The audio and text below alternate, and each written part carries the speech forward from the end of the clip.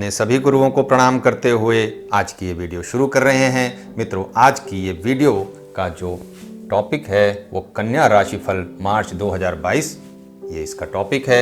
यानी अगर आप विर्गो साइन के व्यक्ति हैं तो मार्च 2022 आपके लिए खुशियां लेकर के आ रहा है या समस्याओं को आपके सामने लेकर के आ रहा है। इन सभी बातों को हम समझेंगे यहाँ पर। और यदि आप business, job work, health, hospital या फिर ऑब्स्टेकल प्रॉब्लम से परेशान हैं तो यहाँ पर हम उसकी बात करेंगे। इसके अलावा यदि आप कोर्ट कचहरी, लिटिगेशन या फिर आप अपने विवादों से परेशान हैं, बेमतलब के पंगों से परेशान हैं, चाइल्ड प्रॉब्लम है आपको, या फिर आप अपने एजुकेशन के विषय में कुछ जानना चाहते हैं तो यहाँ पर हम उसकी भी बात करेंगे। लव लाइफ, मैरिटल लाइफ, या फिर आप कोई बड़ा फैसला लेने जा रहे हैं तो इसकी बात करेंगे। यदि आप अपने खर्चों से परेशान हैं तो उसकी भी बात हम यहाँ करेंगे। तो यहाँ पर ये महीना आपको इन सभी बातों में कहाँ पर आपको ध्यान देना चाहिए, कहाँ पर आपको होगी समस्या और कहाँ पर आपको मिलने वाला है सुकून, इन सभी बातों पर यहाँ पर चर्चा करेंगे। तो मित्रों, हमारे परिवार का हिस्सा बनने के लिए, हमारे परिवार का सदस्य बनने के लिए नीचे सब्सक्राइब का बटन है, इसे ज़रूर दबाएं और हमारे परिवार का हिस्सा बने।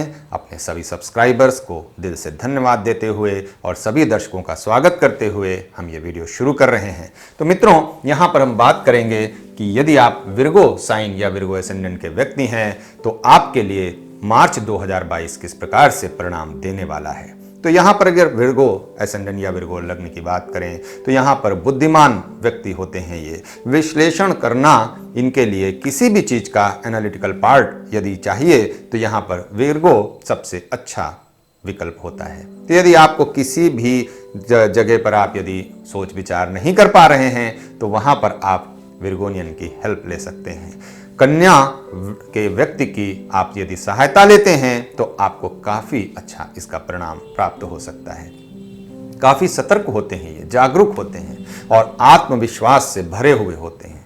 किंतु यदि मरकरी की स्थिति सही ना हो, बुध की स्थिति सही ना हो तो यहाँ पर उनमें आत्मविश्वास की कमी भी देखने को मिलती है। अक्सर मैंने देखा है ऐसे चार्ट्स को, ऐसे कुंडली को, कि जहाँ पर वो छोटी छोटी बातों से, बहुत छोटी बात होगी उस पर भी ये इतना एनालिटिकल अपना अप्रोच रखेंगे कि वहाँ पर उससे ये परेशान हो जाते हैं। तो ऐसी स्थिति कब बनती है, क्यों बनती है, ये निर्भर करता है कि मरकरी यानी बुध ग्रह की अपनी जो राशि है वो क्या है, अपनी जो पोजीशन है वो आपकी कुंडली में क्या है। इसके अलावा यदि आप कन्या के विषय में और अधिक जानना चाहते हैं तो ऊपर आई बटन पर क्लिक कर सकते हैं और विर्गो एसेंडेंट की जो विशेषताएं हैं उसके विषय में जान सकते हैं। मैं नीचे डिस्क्रिप्शन बॉक्स में लिंक भी दे दूंगा, वहां पे भी आप जाकर के देख सकते हैं। इसके अलावा यदि आप विर्गो या कन्या राशि से जुड़े हुए प्रोफेशन के विषय में जानना चाहते हैं तो उसके लिए फिर ऊपर आई बटन पर एक लिंक है, उस पर आप क्लिक कर सकते हैं, या फिर नीचे डिस्क्रिप्शन बॉक्स है वहां पर भी हम इसका लिंक डाल देंगे, तो वहां से भी आप जाकर के इसकी वीडियो देख सकते हैं। मित्रों, एक बात और कहना चाहूँगा कि अधूरा ज्ञान, अधूरी जानकारी ये नुकसान दे सकती है। इसलिए अधूरा ज्ञान और अधूरी जानकारी कभी हासिल न करें। यदि वीडियो आधा देखेंगे तो हो सकता है कुछ बातें आपको समझ ना आए, इसलिए वीडियो को पूरा देखें और अपने बारे में जानें। तो बढ़ते हैं आगे। तो मित्रों, हम चलते हैं यहाँ पर। आज जो है 2022 की जो वीडियो है, मार्च की 2022, हम इसके विषय में बात करते हैं। तो यहाँ पर जो राशि परिवर्तन हो रहे हैं, यहाँ पे 3 ग्रह काफ़ी महत्वपूर्ण हैं। चंद्रमा को यदि छोड़ दें, क्योंकि वो हर 2 से 3 दिन में एक ग्रह एक घर आगे चला जाता है, यानी एक साइन चेंज कर देता है। तो यहाँ पर चंद्रमा की बात हम नहीं कर रहे हैं, यहाँ पे हम सन की बात करेंगे, जो कि आपके 6ठे भाव में इस समय बैठे हुए हैं और 14 मार्च जब आएगा तो वो आपके 7वें भाव में चले जाएंगे। राहु केतु की बात करते हैं तो राहु आपके 9वें भाव में बैठे हैं, जो आपको मल्टीपल सोर्स आपको देने वाले हैं आपके अपने एजुकेशन में। यदि आप हायर एजुकेशन के लिए विदेश जाना चाहते हैं तो यहाँ पर आप 17 मार्च से पहले अपने सभी जो डॉक्यूमेंट्स हैं उनको कंप्लीट कर लें। जो स्थिति वर्ल्ड की बनी हुई है उसे ध्यान रखते हुए ये मेरा निवेदन है आप सभी से।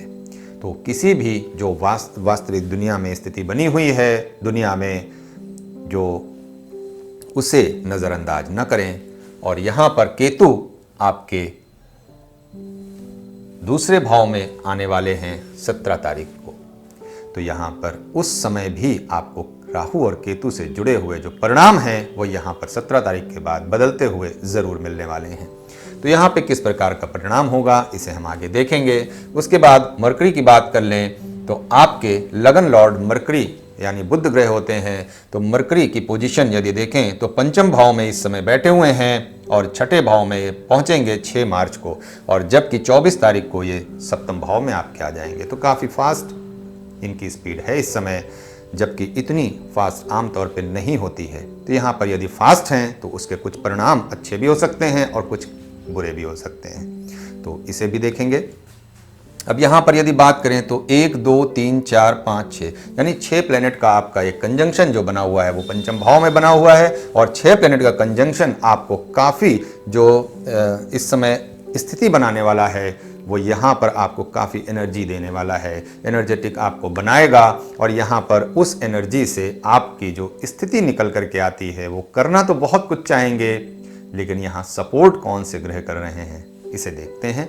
तो यहाँ पर यदि हम बात कर लें कि आपकी अपनी जो प्राथमिक जो समस्याएं हैं तो वहाँ से शुरू करते हैं। तो यदि आप अपने हेल्थ की बात कर लें तो यहाँ पर 6 से और 24 मार्च के बीच आपको काफ़ी अपना ध्यान देना पड़ेगा, क्योंकि यदि आप यहाँ ध्यान नहीं देंगे तो कोई एक्सीडेंट हो सकता है, कोई गलत निर्णय हो सकता है। और यदि आप पार्टनरशिप करने जा रहे हैं तो यहाँ पे बहुत सोच विचार लें, क्योंकि ये समय आपके लिए अच्छा तो है, लेकिन किस मामले में क्या आप पार्टनरशिप करने जा रहे हैं। तो आपने अपने नेटल चार्ट में, आपके अपनी जन्म कुंडली में अपने बुध की पोजीशन देखी है आपने, यदि वहाँ पर यह स्थिति अच्छी नहीं है तो यहाँ आपको पार्टनरशिप नहीं करनी चाहिए।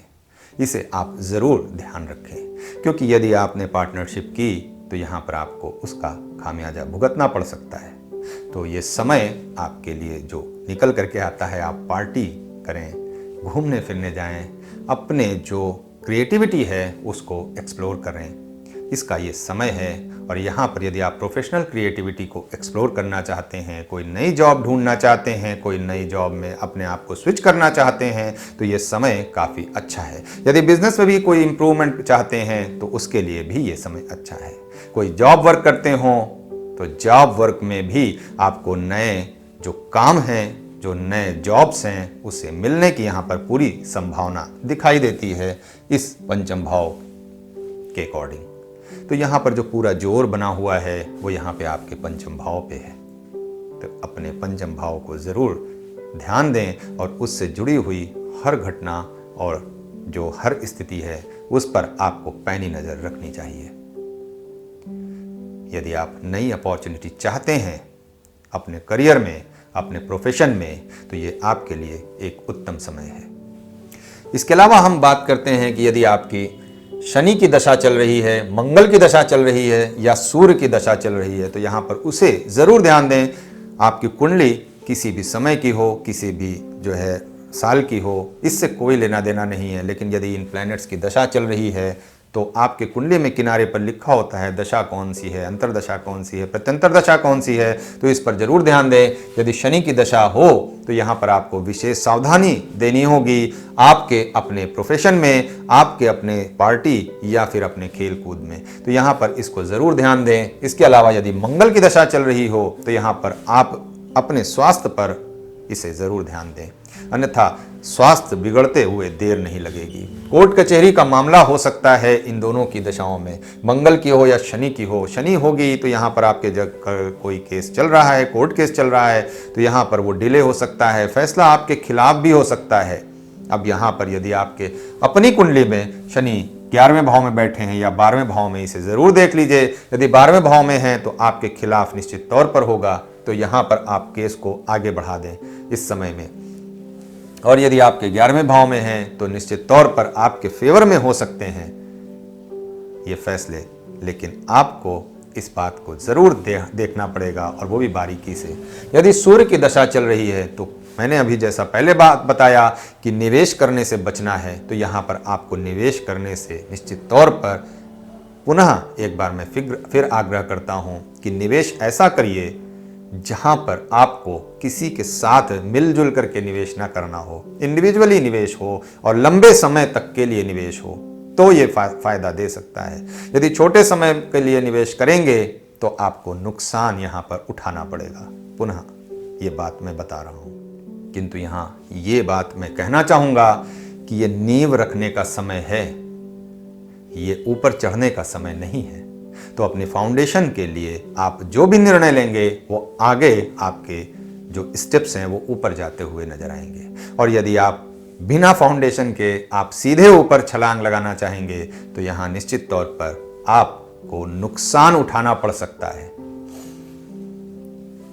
जब सूर्य आपके सप्तम भाव में आएंगे तो यहां पर एक बात का विशेष ध्यान दीजिए कि 14 मार्च के बाद आप किसी भी प्रकार का जॉइंट वेंचर या फिर किसी के साथ पार्टनरशिप ना करें। कोई कॉन्ट्रैक्ट साइन करने जा रहे हों तो हो सके तो ये समय आप निश्चित तौर पर आगे अगले महीने के लिए टाल दें, क्योंकि ये समय जो आपका आएगा वो काफ़ी समस्याओं से भरा हो सकता है। तो यहाँ पर आप पार्टनरशिप ना करें, ऐसी जो सिचुएशन है वो यहाँ पे निकल के आती है। और यदि आप कोई घूमने फिरने का प्रोग्राम बना रहे हैं तो निश्चित तौर पर आप बनाएं, उसका रिजर्वेशन कराएं, उसके टिकट्स कराएं, आप एक अच्छा प्लान बना सकते हैं। यदि भाग्य की बात की जाए तो इस समय भाग्य आपके फेवर में है। भाग्य भाव में बैठे हुए राहु आपको हर प्रकार से नई नई जो रास्ते हैं उसे एक्सप्लोर करने का आपको अवसर यहाँ पर जरूर देने वाले हैं।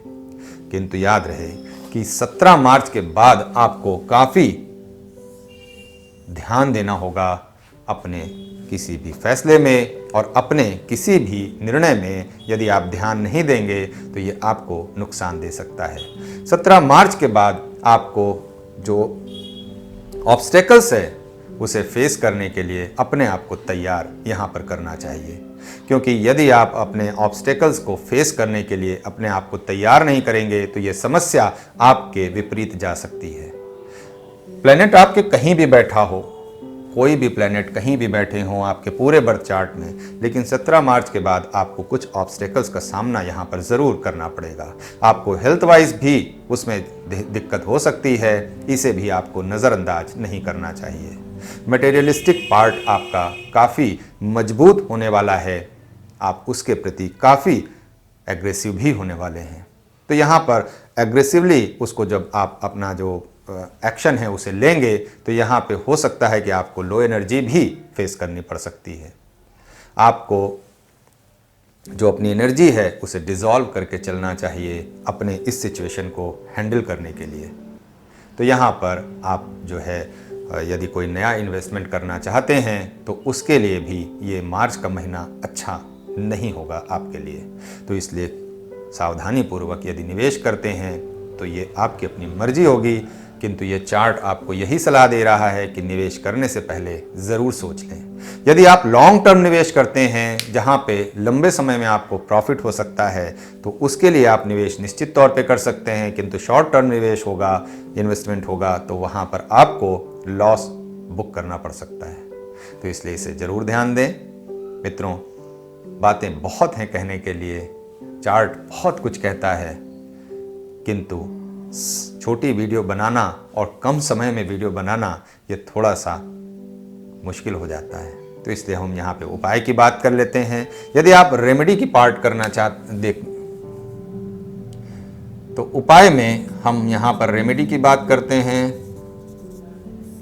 तो रेमेडी के लिए बहुत ही आसान सा एक जो उपाय है उसमें आपको गाय को हरा चारा यहाँ पर ज़रूर खिलाना चाहिए। यानी आप साग ले सकते हैं या हरी सब्जियाँ कोई भी ले सकते हैं, इसे आप ज़रूर नित्य गाय को भोजन के रूप में दे सकते हैं। भाई और बहन से यदि आपको प्रॉब्लम्स हो रही हो अभी तो यहाँ पर आप अनाज का दान कर सकते हैं किसी गरीब को, किसी दुखियारे को।